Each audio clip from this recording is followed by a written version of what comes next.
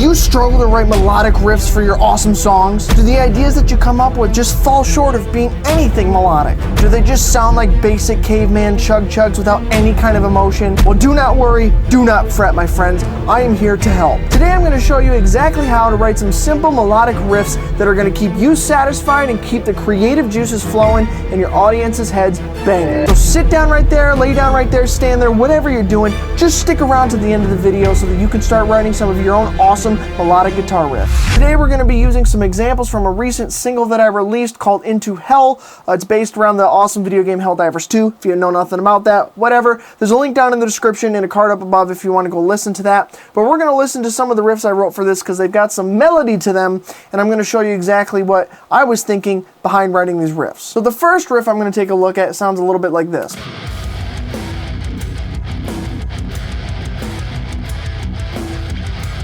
So it's a very basic and simple idea. A lot of the riffs in this song are based around B Phrygian. So I'm on a 7 string, so my lowest standard tuning string is a B. So basically I'm playing this. B Phrygian is starting on the E string, you got 7, 8, and 10. And then on the A string you got 7, 9, 10. And then on the next string you got 7, 9. So basically this riff centers around the 3 main notes of the root, the minor 2nd, and the minor 7th. So the flat 7 actually. So basically what that's going to be is just like that. Those 3 chords, power chords, are all this is doing.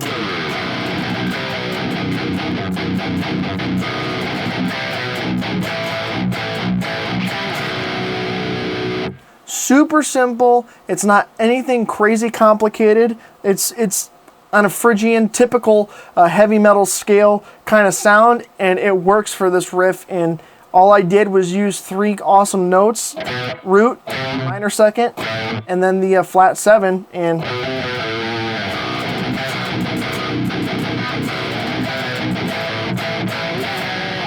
bam. You got a nice Phrygian melodic sounding riff. Next riff I want to take a look at is actually from the pre-chorus of this song, and it sounds a little bit like this.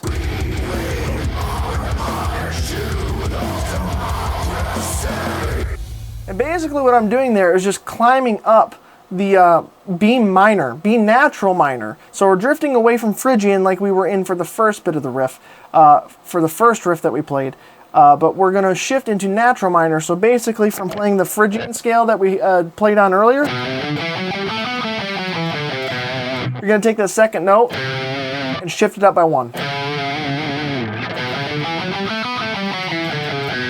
Natural minor. So basically I'm just climbing up that in differences of thirds. So I'm playing open, then I'm playing 3, 2, 5, 3, 7, and then I change things up a little bit. I play a note that's not in the scale itself. I drop down a half step to 6 because that is the flat 5.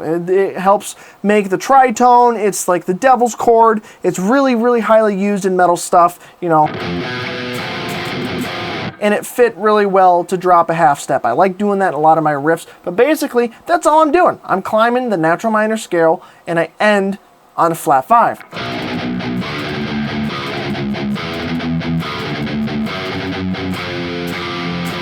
Super simple. It's a build-up. It's following the basic natural minor scale with the exception of that flat 5, and it creates enough of a melodic difference other than just 0 chugs. It keeps people listening. Alright, so the last riff we're going to take a look at is actually the most melodic riff that I have in this song, and it's actually played during the chorus of the song. So take a listen.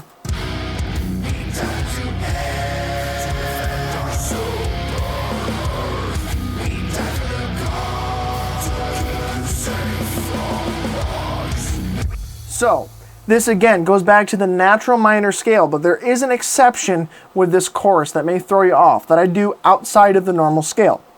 So we start with an open chug, and I go down the natural minor scale, starting with the 3rd, 2nd, and 1st, the root. So we're going 10, 9, 7. on the E string. Right? And then I do the thing that's different. I go up and I play the root on the second of the natural minor scale, but instead of making it a diminished triad, which is complicated talk, but with the second of a natural minor scale, that chord that correlates with the second note in that scale is supposed to be diminished. But I drifted away from that. I actually turned it into a major triad. So instead of playing a diminished, I played a major. And it just adds a different texture, something you're not expecting, to add some awesome melody. So again, and there I'm playing basically a dyad with an octave. So I'm playing two different notes with an octave of the root. So I'm playing 9 on the E string and 8 on the A string together to give me that major third difference. So it's kind of like a power chord, but a little bit different. And that gives you that awesome sound.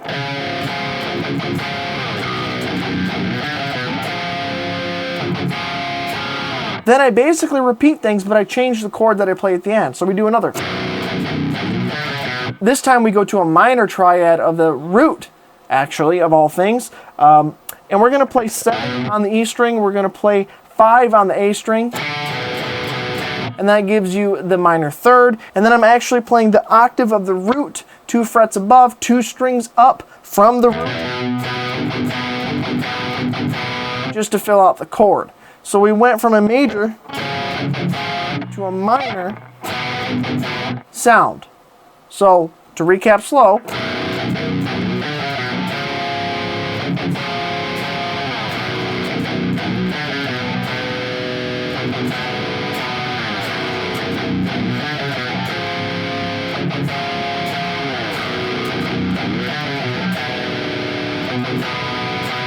these are super basic concepts, but they give enough melodic difference from what you usually get with metal riffs to make it stick out and sound different. And obviously I threw a couple curveballs in this, but it is all in the same kind of idea of making it melodically memorable. So that's what you can do, is you can follow these ideas that I did with this song here, basically following Phrygian, natural minor, and just playing within the scale, but every once in a while maybe throw in a clever little change of a chord or a change of a note like I did with the flat 5, just to change it up and give you a different sound that people don't expect. So really we have just one basic Phrygian riff at the beginning.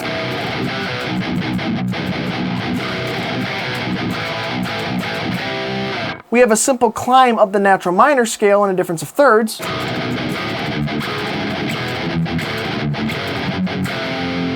With a flat 5 at the end. And then we're dropping down a couple notes from the natural minor scale, adding a major triad in place of the diminished triad, and playing the minor chord just below it on the root. So nothing too complicated.